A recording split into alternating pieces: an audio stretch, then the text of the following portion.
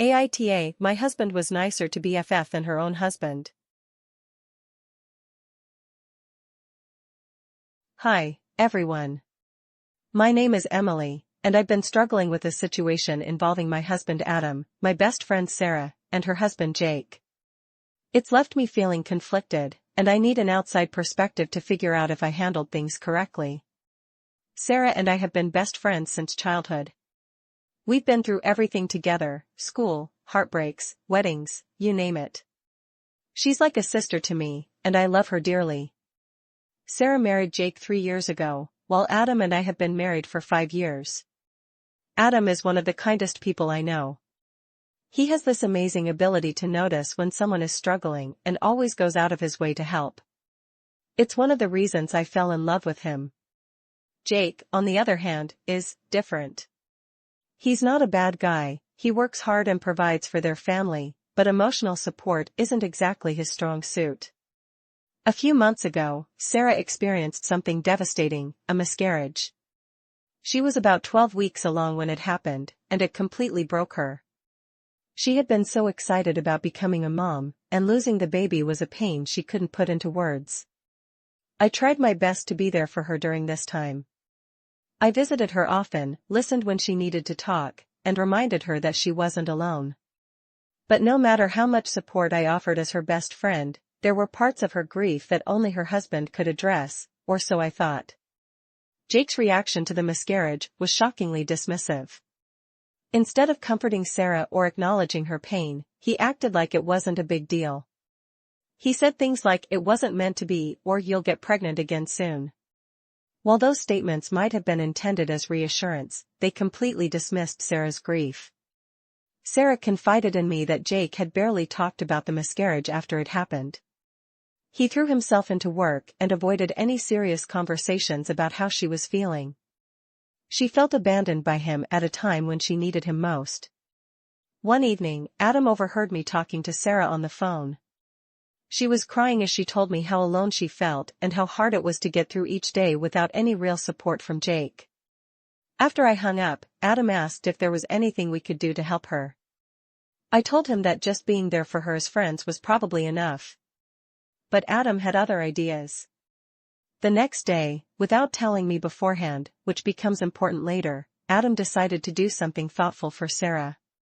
He cooked her favorite meal, lasagna, and dropped it off at her house with a handwritten note that said something like, "Sarah, we're thinking of you during this tough time. If you need anything, errands run, chores done, don't hesitate to ask." When Sarah called me later that evening to thank us for the gesture, she sounded genuinely touched. She said Adam's kindness had brought tears to her eyes because it made her feel seen and cared for in a way she hadn't felt in weeks. Update 1. After posting about this situation and reading through your feedback, I realized I needed to have some honest conversations with both Sarah and Adam. I wanted to understand their perspectives better and figure out how we could move forward without causing more tension. When I sat down with Sarah, she admitted that she felt caught in the middle of everything. She said she was deeply grateful for Adam's gesture during such a dark time in her life. She told me that his kindness had made her feel seen and cared for in a way Jake hadn't managed to do. But at the same time, she felt guilty for accepting Adam's help because it had caused so much drama in her marriage. What really broke my heart was when Sarah confessed that Jake's behavior during the miscarriage wasn't an isolated incident. She said he had always struggled to show empathy or provide emotional support, even before they got married. For example, when her grandmother passed away a year ago, Jake had barely acknowledged her grief. He told her something like, "People die, it's part of life," and then went back to watching TV. She said she had hoped things would improve after they got married, but instead, his indifference seemed to get worse over time. Sarah told me that Adam's gesture had been a wake-up call for her, not because she wanted anything inappropriate from him, she was very clear about that, but because it made her realize how much she craved basic kindness and support in her own marriage. She said, "It's not like I expect grand romantic gestures from Jake, I just want him to care." Hearing this made me feel even more conflicted. On one hand, I was proud of Adam for stepping up when someone needed help. On the other hand, I started wondering if his actions had unintentionally highlighted cracks in Sarah and Jake's relationship that neither of them were ready to face. When I brought all of this up with Adam, he listened carefully and apologized if his actions had caused any unintended drama. But he also stood by his decision to help Sarah. He said something that really stuck with me: if someone is drowning, you don't stop to ask who's responsible for saving them, you just throw them a lifeline. Adam explained that he wasn't trying to outshine Jake or step on anyone's toes. He simply saw someone who was hurting and wanted to make things a little easier for her. He also pointed out that he didn't see it as a big deal at the time, just a small act of kindness for someone we both cared about. Still, Adam acknowledged that he could have communicated better with me before taking action. He promised that moving forward, we'd discuss situations like this together so we could approach them as a team. This conversation made me realize something important: the real issue here wasn't about boundaries or propriety, it was about Jake's inability, or unwillingness, to be there for his wife emotionally. Adam's gesture wasn't the problem, it was merely a mirror reflecting what was already broken in Sarah and Jake's marriage. Things reached a turning point when Sarah convinced Jake to attend couples therapy with her, a decision that wasn't easy for either of them but turned out to be a game-changer. Therapy brings everything to light. During one of their therapy sessions, Sarah finally opened up about how much his lack of support during the miscarriage had hurt her. She told him how lonely she had felt during one of the darkest times in her life and how his dismissive comments, like "it wasn't meant to be," had only made things worse. She also brought up Adam's gesture, not as a way to compare Jake unfavorably but as an example of what simple kindness can mean to someone who is grieving. She explained that Adam's lasagna and note weren't about undermining their marriage, they were about showing compassion when she desperately needed it.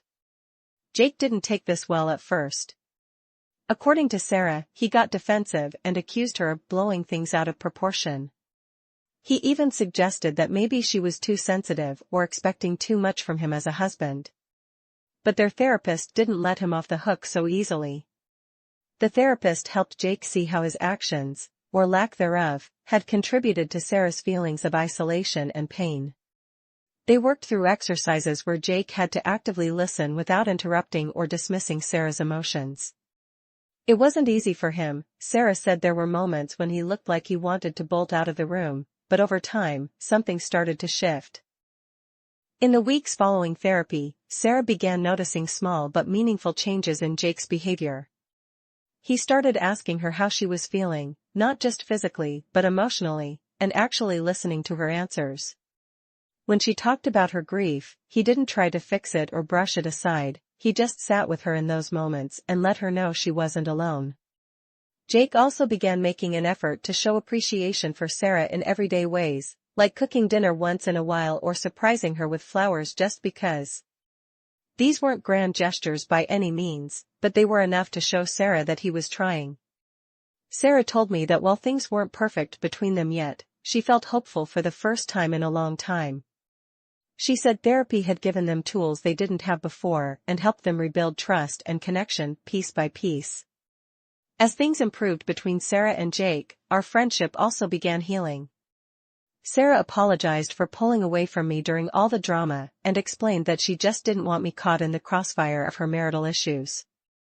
I told her I understood completely, I would have done the same thing if I were in her shoes, and reassured her that I'd always be there for her no matter what. We've since gone back to our usual routines, movie nights, coffee dates, long phone calls, and it feels like our bond is stronger than ever after weathering this storm together. This whole experience also taught me some valuable lessons about my own marriage with Adam. While I don't think Adam did anything wrong per se, we've agreed that moving forward, we'll communicate more openly about situations like this before taking action, just to avoid misunderstandings or conflicts with others. At the end of the day, I'm incredibly grateful for Adam's big heart, even if it occasionally causes some drama along the way. Final thoughts.